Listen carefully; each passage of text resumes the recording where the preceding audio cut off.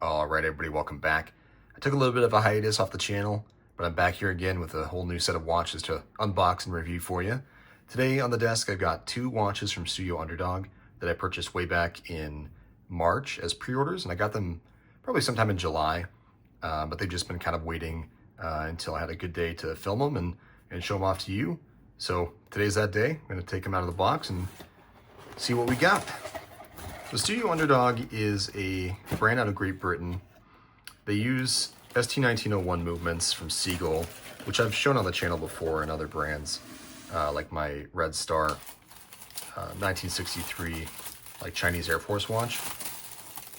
I did meet the founder of Studio Underdog when I went to San Francisco earlier in the year, which I did a video on that as well.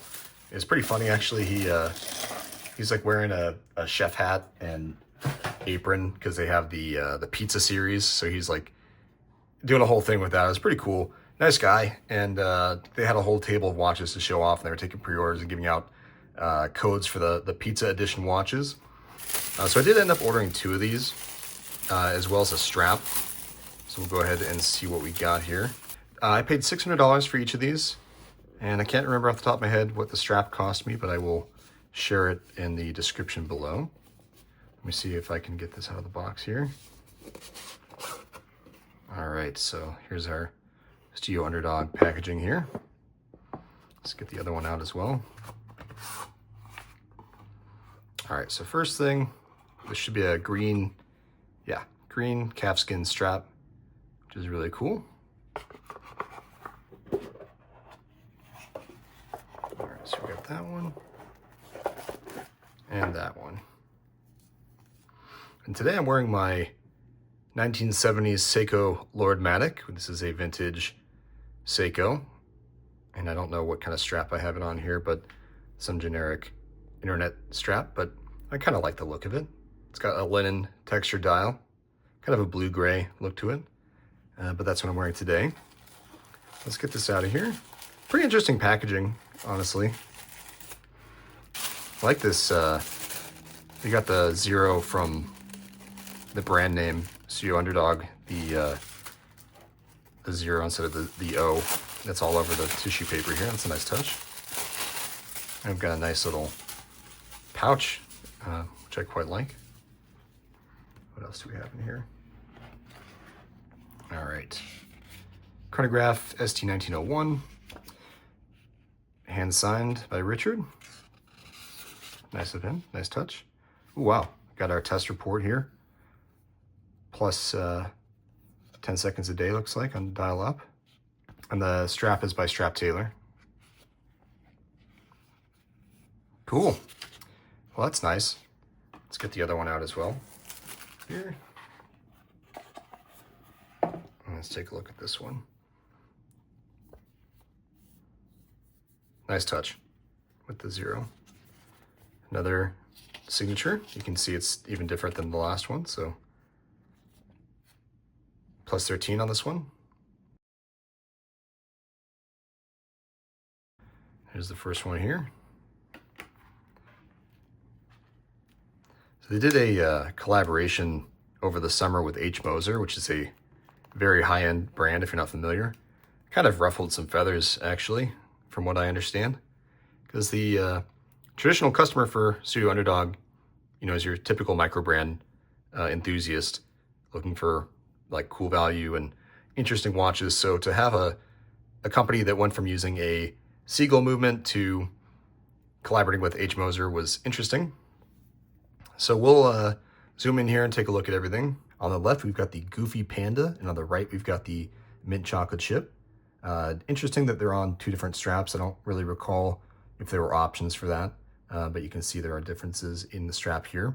And then, of course, I did buy that secondary strap option as well, so we can take a look at that. I'm not 100% sure that this is going to be the strap that I put it on, but this is a pretty universal strap size, so I can always use this for a different watch. But yeah, I figured I'd order it while I had the chance. If you are interested in the history of this watch and the brand, there are a lot of YouTube videos out there that have explained it a lot better than I could. These watches kind of took off during COVID, during the pandemic in 2020. and have kind of skyrocketed in popularity. This is the Series 1, kind of that original asymmetrical, bi-compax chronograph look that they were going for. There is a Field Watch Series 2, and then I believe they are on a Series 3 now, but it's this model with a different movement inside from my memory. All right, well, let's take a look at the watch here. This is a manual wind watch. It's not automatic. There's no rotor. But once we get it going here, you can see the seconds hand moving there on the 9 o'clock small seconds. We have our timer dial here on the right that is going to be activated when we start the chronograph function. Dial has this really nice kind of metallic shimmer to it, and the tachymeter looks like it's got the dial floating kind of on top of it. Just a really interesting design and just a cool look overall. Let's start that here. Really satisfying click here on the chronograph. Now, I showed off this movement on my Seagull last year. I've had 2 Seagull videos actually that both varied in quality in terms of how the movement functioned. My guess is that there's a little bit more quality control with this brand and this movement, so hopefully the experience is going to be a little bit better.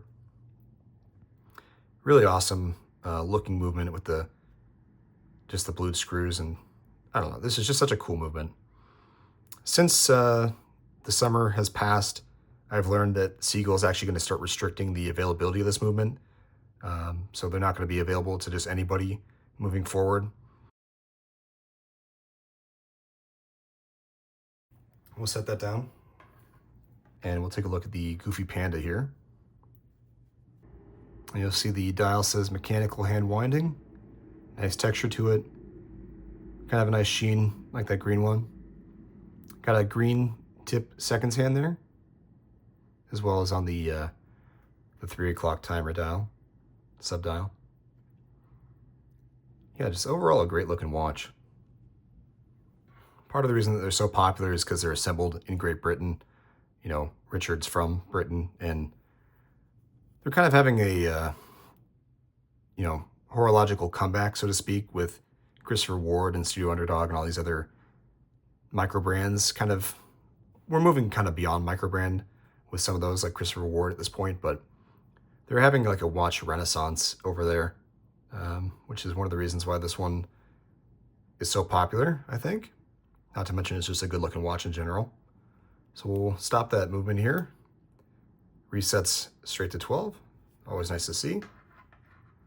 Let's get some dimensions and we'll move on. Got a 38 millimeter case. It is 13.9 millimeters thick, and most of that is the case, but some of it is the crystal. Lug to lug comes in at 44, which is a nice size. So let's try these on and show you how they look on me.